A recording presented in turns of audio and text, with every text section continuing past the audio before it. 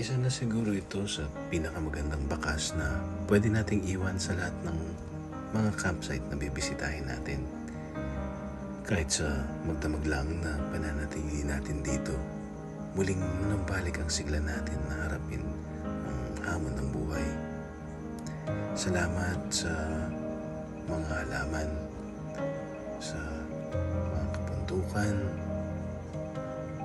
sa kalangitan, pati na rin sa mga kaibigan. Uuwi tayong may ibayong lakas para lumaban.